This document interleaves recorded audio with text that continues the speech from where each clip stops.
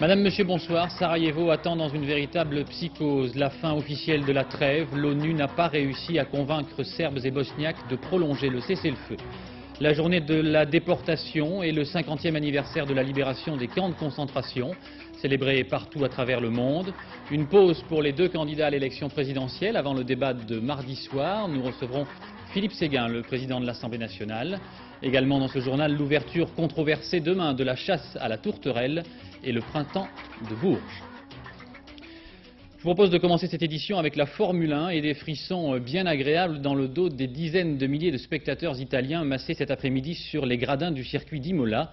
Chez elles, les Ferrari terminent aux 2e et 3e places, ne laissant échapper que le Britannique Damon Hill. Christophe Duchiron. Juste avant le départ, ils se sont mis en cercle, comme un hommage au pilote disparu Ratzenberger l'Autrichien et Senna le Brésilien.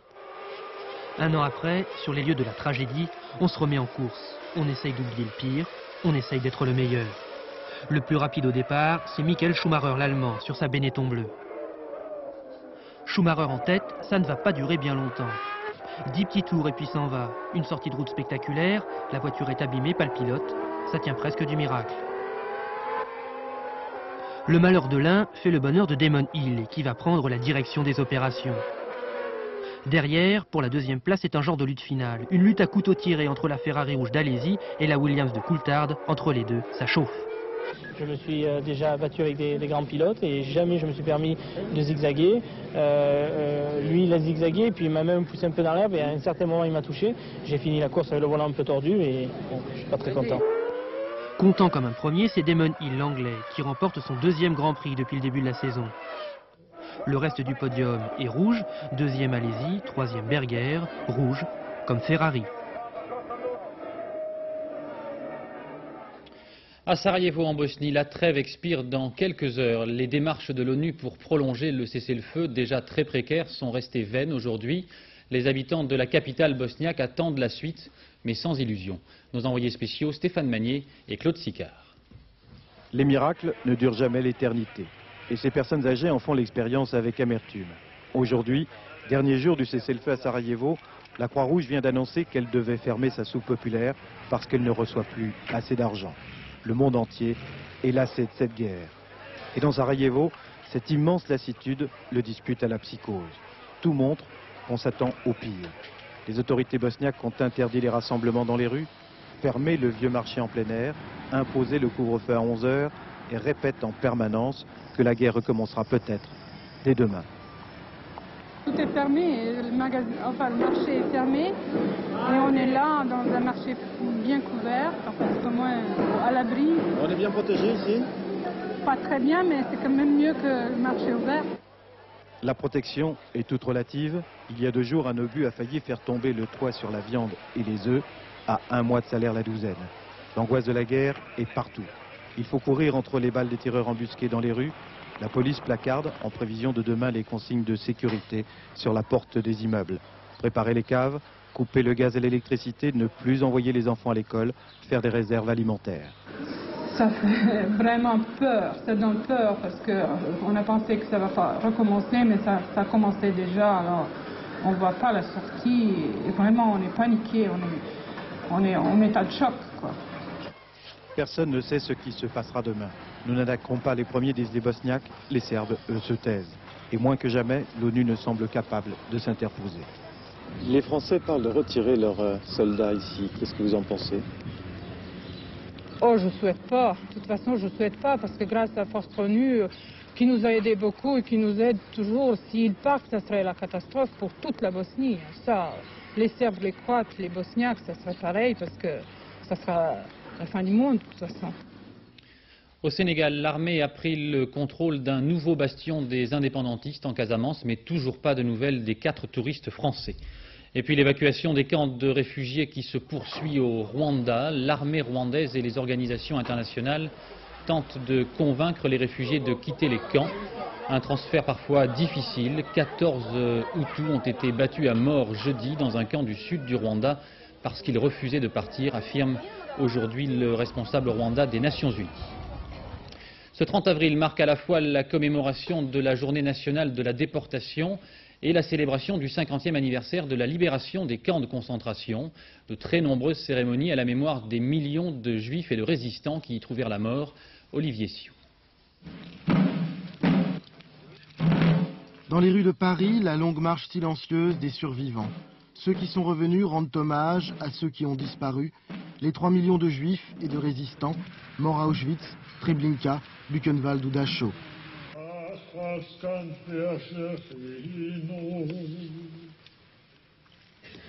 Cet après-midi, à Paris comme dans chaque commune de France, c'est la nation tout entière qui saluait la mémoire de ces déportés. La terre ne saurait recouvrir les dépouilles des victimes de la barbarie nazie. Sur le parvis de Notre-Dame, où une immense tente avait été dressée pour la circonstance, des poèmes chantés et des textes lus ont fait revivre les témoignages d'anciens déportés. L'occasion aussi de rappeler que le message des rescapés des camps de la mort reste plus que jamais d'actualité. Il faut être là encore une dernière fois pour mettre en garde. Nous savons ce que c'est que les nazis, nous savons ce que c'est que le racisme, nous savons ce que c'est que toutes ces formes du mépris de l'homme qui touchent ceux qui sont différents de nous et aussi les pauvres, les humiliés. 50 ans après, l'importance donnée à la célébration de cette journée témoigne du caractère unique, exceptionnel dans l'histoire de la tragédie d'Auschwitz. Cérémonie du souvenir également en Allemagne, à Dachau, le premier camp de la mort construit par les nazis. D'anciens déportés et des soldats américains venus à leur secours se sont retrouvés aujourd'hui à Dachau. Un pèlerinage douloureux avec un ancien résistant du Lot, Anne Poncinet et Bernie Mériot. Ce n'est pas la première fois que René Vessier revient à Dachau. Ce n'est pas le premier pèlerinage, mais chaque fois, le passage par la porte d'entrée le bouleverse. La même porte où il était passé avec son père, déporté résistant comme lui, en juillet 1944. C'est ici qu'on est arrivé le 5 juillet 1944, en laissant en gros 900 morts dans le wagon à la gare. On est arrivé par là. On a passé cette porte qui était grande ouverte, avec les chiens qui hurlaient, les SS qui tapaient, qui cognaient. Et c'est là qu'il y a eu la première, première humiliation, de nous mettre tous nus. Quand vous avez passé cette porte-là, vous étiez donc avec votre père qui était déporté avec vous. Oui. Plusieurs fois au cours de la visite, René n'arrive plus à nous parler. Cette difficulté à s'exprimer dure depuis 50 ans. On ne savait pas dire. Vous ne mesurez pas le mal que j'ai à vous dire ces choses-là, maintenant. Là. On ne peut pas dire qu'on perd la voix de sa mère de ce temps-là, l'image de sa mère. On ne peut pas le dire, ça. Maman, je n'arrive pas à retrouver ton visage. Je n'arrive pas à retrouver ta voix. Des blocs, il ne reste aujourd'hui que les fondations et les numéros. Pourtant, c'est en ces lieux si vides aujourd'hui que René se souvient le mieux. Je le vois, mon bloc fermé, là. Hein, et je vois Jean-Thomas, hein, qui est par là en ce moment. Je le vois là, moi, tout maigre et tout, dans son costume, tout rayé, là. Et je pense à Roger qui est en train de mourir derrière. Je peux le faire dans mon jardin, je peux penser à lui. Mais là, je suis sur le bord du bloc. Il était là, derrière. Je le vois derrière, Roger. Je le vois monter son truc et s'effondrer. Ça, il faut le revivre. Quand on dit qu'il ne faut pas oublier, et ces choses-là, il ne faut pas les oublier, c'est ça qui nous a fait ce qu'on est. Il m'a fallu, moi, un grand temps de silence, de nettoyage. Il fallait me laver partout, quoi. J'étais sale, en fait de compte. On était pollué par ce regard, on n'était pas soi-même. On était quand même, même si on ne voulait pas, on était quand même des Untermensch, on avait été humiliés. J'avais été sali, moi. Sali. En France, 120 kilos d'explosifs découverts au Pays Basque hier soir, à 30 km de Bayonne. Ils étaient cachés dans des cartons sous des arbres. L'amonal est un explosif de forte puissance qui est très fréquemment utilisé par les Basques de l'ETA. Et puis une solution provisoire trouvée à Toulouse. 7 familles pourront rester un mois dans l'immeuble occupé par les militants de l'association Droit au logement. Un accord a été trouvé avec le propriétaire des lieux, une mutuelle étudiante, l'association s'engageant à trouver une solution pour ces familles avant le début du mois de juin. La campagne électorale à présent, il s'était fait plutôt discret depuis une semaine. Jack Lang réapparaît à Bourges, l'ancien ministre de la Culture, dans une ambiance musicale. Printemps de Bourges oblige, sur place Michael Darmon et Patrick Desmully. Les consignes étaient claires, pas de bonne foule. Et pourtant, au Printemps de Bourges, chez les artistes, Jack Lang a toujours été chez lui. Mais aujourd'hui, l'ancien ministre de la Culture se voulait plutôt discret. C'est donc le programme minimum. Visite rapide avant les grands concerts, à l'heure des derniers essais techniques. Les coulisses, la place que Jack Lang a aussi choisie dans cette campagne pour soutenir Lionel Jospin. Généralement, dans une campagne, vous savez, il y a un candidat. Aujourd'hui, c'est Lionel Jospin. Et puis, il y a, en effet, les soutiens. Ou ceux qui travaillent dans les coulisses, comme vous dites. Et à chacun son rôle. Ici, serrer un verrou. Là, aller porter la bonne parole. Mais ce qui compte avant toute chose, c'est le candidat. Tiader également du côté des artistes. Youssou N'Dour l'a reçu dans sa loge. Quant à MC Solar, il continue à jouer au football, malgré les tentatives d'entrer en contact. Et quand il est arrivé parmi les professionnels, l'accueil là aussi était pour le moins mitigé. Mi-privé, mi-politique, la visite de Jack Lang au Printemps de Bourges aura seulement connu un succès poli au nom du passé.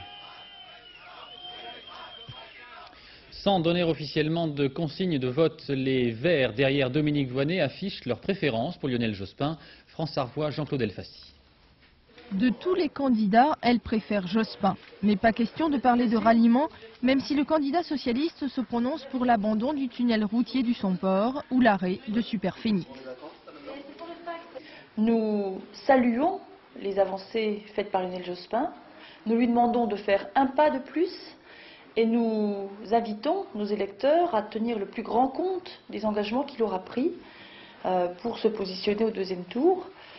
C'est à lui de convaincre nos électeurs et pas à nous de leur donner des consignes de vote. Ils sont parfaitement responsables et adultes et ils se positionneront en conscience.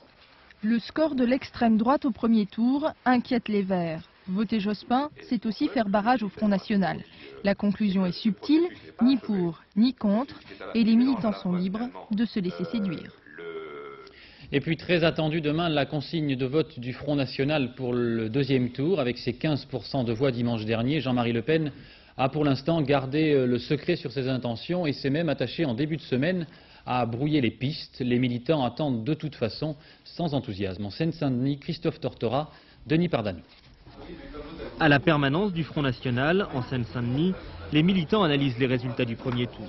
Dans ce département, malgré un léger tassement, le Front National obtient près de 19% des suffrages. Au deuxième tour, aucun d'entre eux ne sait pour l'instant pour qui il va voter. C'est très difficile de choisir entre la peste et le choléra.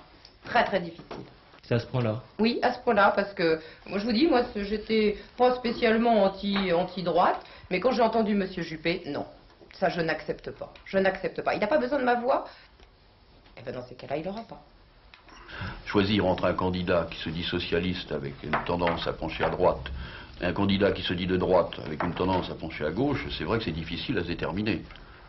Même s'ils n'ont jamais voté pour un candidat socialiste, cette fois-ci, pour la première fois, ils ne l'excluent pas. Nous sommes des gens de droite, mais malheureusement, il faut que les gens pour qui nous votons soient également des gens de droite.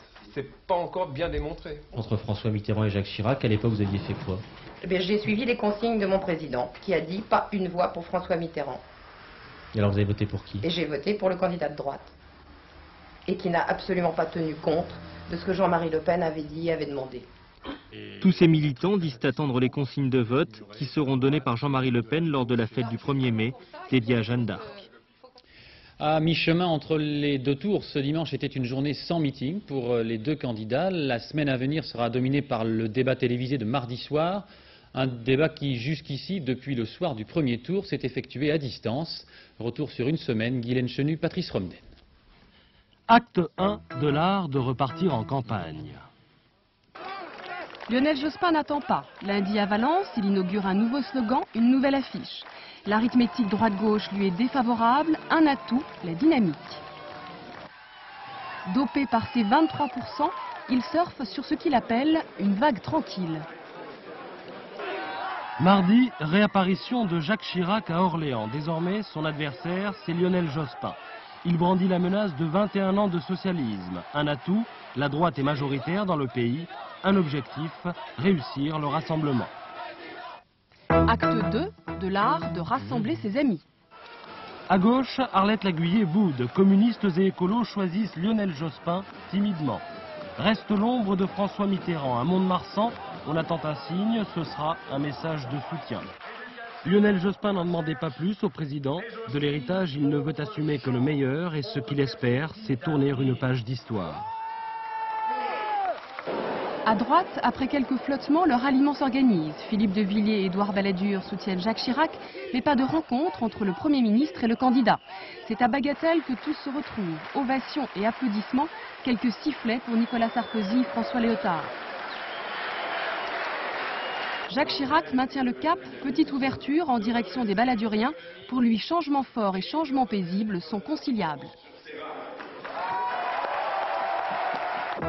Acte 3, le débat, c'est pour mardi. Philippe Séguin, bonsoir. Bonsoir. Vous étiez bien évidemment hier à Bagatelle. On ne va pas Oui, revenir... effectivement, on ne m'a pas vu, mais j'y étais. Oui, oui. On ne va pas revenir sur les passes d'armes entre les responsables de la majorité avant le premier tour. Ça fait partie de la campagne. Mais sur les programmes, est-ce que les critiques réciproques entre Édouard Balladur et Jacques Chirac sont totalement oubliées? Vous savez, on est dans le cadre d'une élection à 2 tours, et traditionnellement, depuis des décennies et des décennies, au premier tour, on insiste sur ce qui différencie, sur la diversité des sensibilités. Au deuxième tour, on insiste sur ce qui rassemble. On est dans la norme.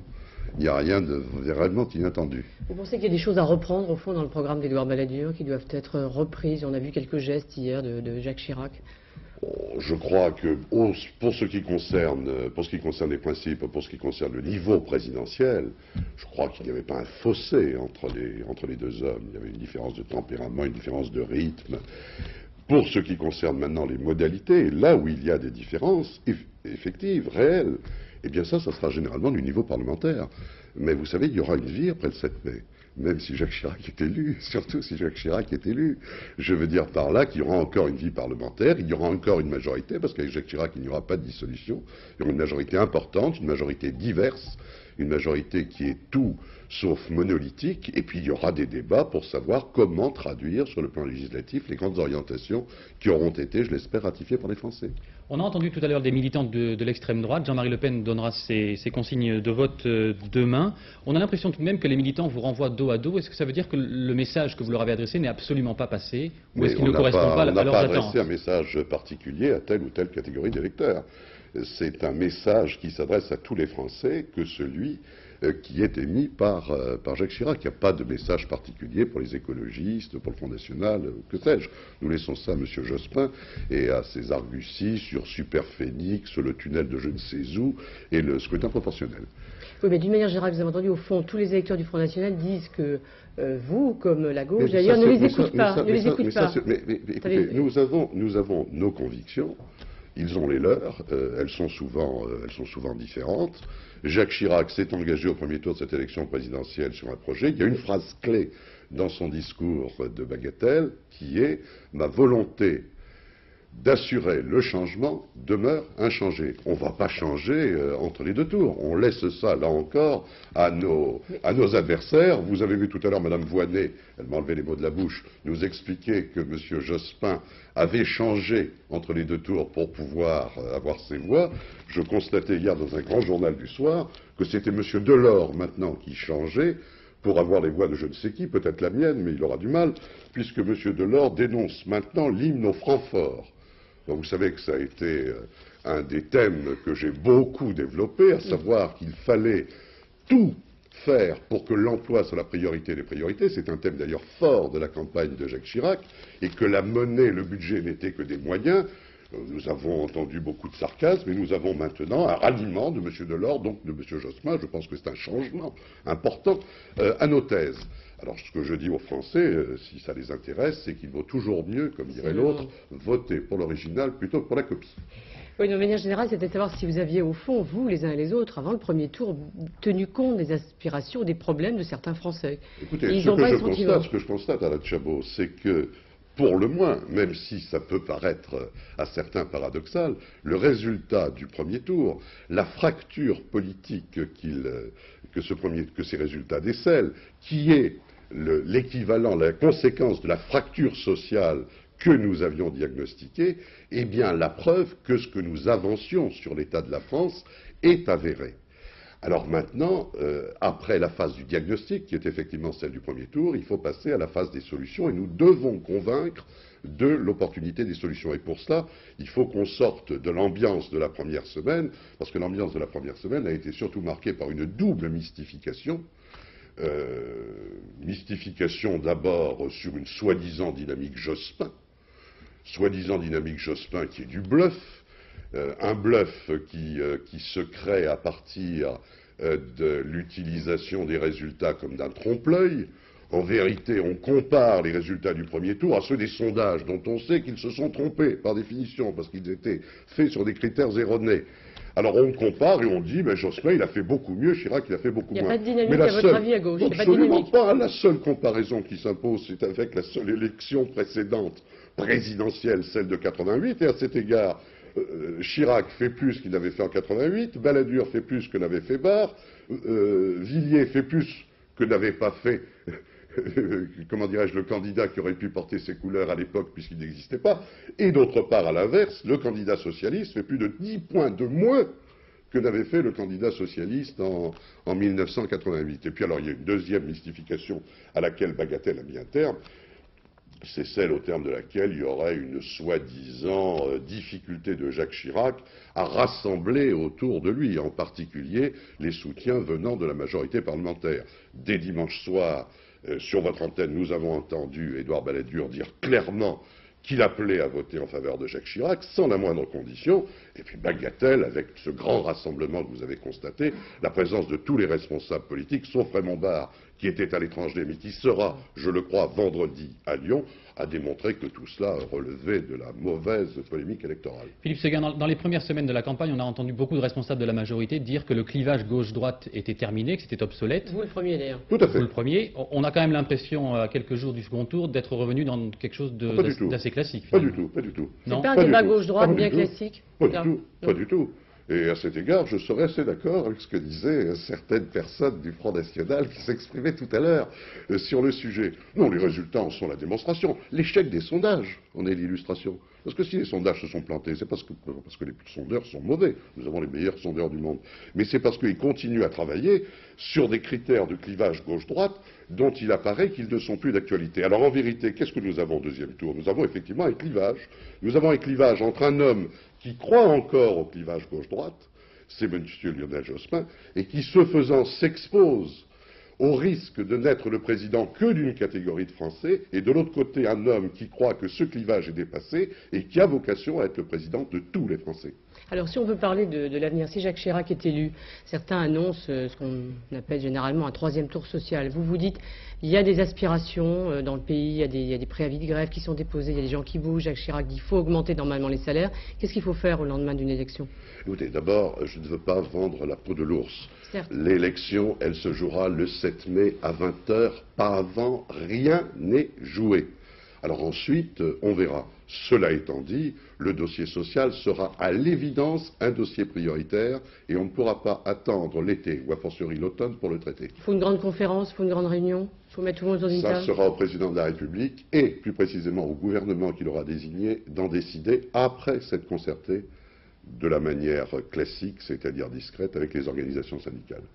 Philippe Séguin, Jacques Chirac a redit ces dernières heures tout sauf un troisième septennat socialiste. Monsieur Jospin aussi. Oui, Monsieur Jospin aussi. Monsieur Jospin aussi, parce que Monsieur Jospin a reconnu combien il serait incongru qu'il y ait un troisième septennat socialiste, et il dit, finalement, je n'en demande pas pour 7 ans, je me demande pour 5. Et il dit qu'il n'y aurait qu'un quinquennat, donc il n'y aurait pas à proprement parler un troisième septennat. D'ailleurs, si on insistait, il dirait, je reste 1 an, 2 ans. Enfin, il a envie d'être élu quand même. Effectivement, il est prêt à tout, mais en fait, soyons clairs, je trouve que M. Jospin, moi aussi, je trouve que M. Jospin est un homme très estimable. Mais franchement, M. Jospin, président de la République française, je ne pense pas que ce serait raisonnable. Pourquoi? Parce que d'une part, son programme, il s'agit bien d'un programme et pas d'un projet, n'est pas à la hauteur des problèmes de la France. Et puis d'autre part, parce que nous avons besoin, ce n'est pas la faute de M. Jospin s'il ne satisfait pas ces critères, d'un homme qui a une stature et une expérience d'homme d'État. Il faut que nous ayons d'emblée, parce que l'essentiel de notre avenir se joue sur la scène internationale, un homme qui soit capable de parler d'égal à égal immédiatement. Vous ne trouvez pas que c'est une attaque un peu dure, ça, monsieur Séguin, quand même? Avec tous les grands de ce monde. Il faut un homme d'une grande stature, d'une grande expérience. Il faut à la fois, M. Jospin a raison sur ce plan, un homme qui soit à l'écoute, mais aussi un homme qui ait la stature internationale. Or, les deux critères, il n'y a que Jacques Chirac qui les réunissent. Vous ne trouvez pas que c'est une attaque quand même un peu dure sur les compétences personnelles de Lionel Jospin? Je ne mets pas en cause, mais écoutez-moi, même je n'ai pas, face à Jacques Chirac, l'expérience et la stature qui sont les siennes. Et c'est la raison pour laquelle, par exemple, comme d'autres, je n'ai pas été candidat à l'élection présidentielle. Un dernier mot, Philippe Séguin, concernant le débat de mardi, qui va voir s'affronter précisément Lionel Jospin et Jacques Chirac. Les sondages que vous remettiez en cause encore tout à l'heure disent 20% d'indécis, de personnes qui n'ont pas encore fait leur choix. Est-ce que vous pensez que le débat peut être déterminant pour ces personnes-là? Ça sera probablement un critère du choix, mais je suis persuadé que ça ne sera pas le seul. Merci beaucoup d'avoir accepté notre invitation. Débat télévisé donc mardi soir et jeudi soir, les deux candidats seront entre 20h et 21h les invités de la rédaction. Le 30 avril, fêté au Vietnam comme le 20e anniversaire de la chute de Saigon, un Vietnam qui entamait sa réunification mais entraîné l'exode de centaines de milliers de boat people. L'exode durera jusqu'en 1990, mais les derniers Vietnamiens partis à Hong Kong à la recherche d'un avenir meilleur ont été contraints de rentrer dans leur pays. Reportage dans le port d'Haiphong, Philippe Rochaud, à l'Insa. Sur les digues du fleuve Rouge à Haiphong, Ban et sa femme reviennent parfois pour parler avec ces pêcheurs qui, un jour de novembre 90, les ont emmenés la nuit vers Hong Kong, à 900 km de là, dans l'espoir d'une vie meilleure. Mais Ban a craqué. Il n'a pas supporté les camps de réfugiés, les bagarres pour l'eau et l'attente interminable pour un permis de séjour dans un pays d'accueil. J'étais parti avec d'autres jeunes, on se connaît tous ici. Il a fallu payer les pêcheurs pour nous emmener à Hong Kong, acheter des provisions pour le voyage. La vie au Vietnam était trop difficile. Je voulais gagner plus d'argent et améliorer les conditions de vie de ma famille. Ban est revenu dans sa maison de famille de Haiphong et ne regrette rien. Avant l'exode, il cultivait le riz. Aujourd'hui, grâce à un pécule de retour, il est passé à la culture des roses, plus rentable. Dans ce port de Haiphong, 60 000 personnes ont suivi l'exemple de Ban et sont parties vers Hong Kong. C'est la deuxième vague des boat people, après celle qui a marqué l'installation du régime communiste dans le sud-Vietnam. Mais aujourd'hui, ils rentrent au pays découragés. Hong Kong n'accorde plus de permis de séjour. La Chine a fait savoir qu'elle n'accepterait pas la présence des boat people quand dans 2 ans, elle étendra sa souveraineté sur Hong Kong. Dans cette fabrique de ballons qui exporte vers le Japon, 40 ouvriers sur 300 sont d'anciens boat people. La communauté européenne a financé leur formation professionnelle afin qu'ils se réintègrent à la vie économique. Certains avaient tout vendu avant de partir, d'autres avaient contribué à la faillite de leur usine qui ne trouvait plus de main-d'œuvre car tout le monde voulait tenter sa chance vers Hong Kong. Je n'avais pas d'avenir là-bas. La vie dans les camps était trop misérable. J'étais partie pour avoir une autre vie, mais c'était trop difficile. Les anciens boat people se regroupent encore dans l'usine, mais ils sont acceptés par les autres. Il y a ici un slogan, ne pas frapper ceux qui reviennent, mais battre ceux qui veulent partir. Alors Haiphong se remet lentement de cet exode qui a saigné le premier port du Vietnam.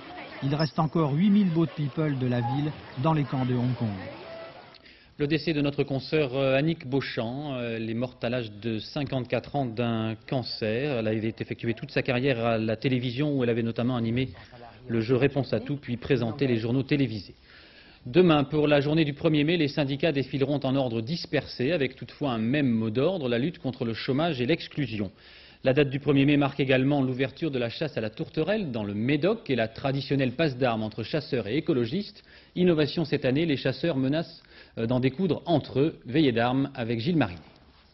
J'ai vu des vols à midi comme ça, des vols de 50 oiseaux, c'est superbe. C'est depuis de tels échafaudages qui parsèment la plaine du Médoc que seront tirées dès demain les tourterelles en pleine migration. 2 à 3 000 chasseurs devraient répondre à l'appel de leur leader, Georges Riboulet, pour enfreindre les lois françaises et européennes, car pour eux, la tourterelle n'est pas menacée. Impossible de tuer un oiseau depuis ce pylône. Voilà, c'est clair. 80% des oiseaux ne peuvent pas recevoir un coup de fusil.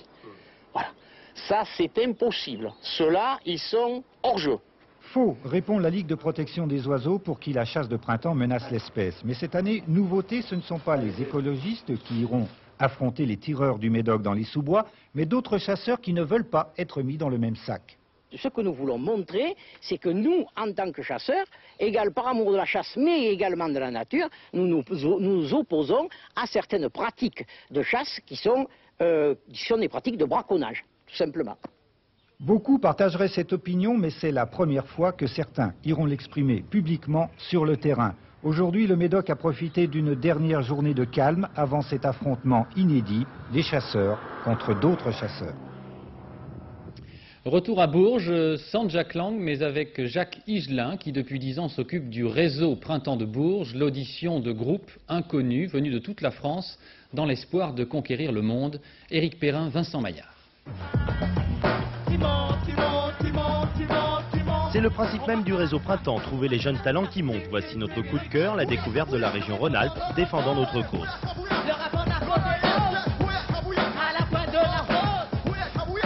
40 minutes pour séduire, mission réussie. Plusieurs maisons de disques les ont approchés, mais tout reste à faire. En 3 années d'existence, ils ont pu apprendre la dure loi du métier. Ça demande beaucoup de patience. Un manque de moyens aussi. Des sacrifices. Ouais. Ah oui, on a fait beaucoup de concessions. Il y a beaucoup de concessions à faire. Du genre ? Surtout quand on lâche tout, c'est-à-dire les études, le travail, c'est fini. Moi, je suis à l'école encore. L'école est finie, alors DNC vient assister à la soirée du réseau Découverte qui fête ses 10 printemps. Maître de cérémonie, Jacques Higelin. Sur toute sa tournée, il accueille des premières parties comme les Clams, groupe breton révélé ici même en 1993. Une façon pour eux de retourner à l'école. On a regardé tous ces spectacles, on est vraiment resté, voilà, tout, soit au niveau technique ou au niveau scénique, c'est fabuleux, c'est vraiment une bonne expérience pour nous. Et tous les jours, je reste là, j'attends mon tour et je ne bouge pas. La, la, la. C'est important qu'il y ait des gens qui s'en occupent de ça, d'aller prospecter, d'aller chercher partout des groupes. Parce qu'en France, quand tu traverses la France, c'est fou le nombre de jeunes artistes qu'il peut y avoir. Comme c'est normal, c'est un terroir, c'est un terreau, je veux dire, de création, de culture. Mais le réseau Printemps part également fouiner à l'étranger. Zap Mama de Belgique, découverte 91.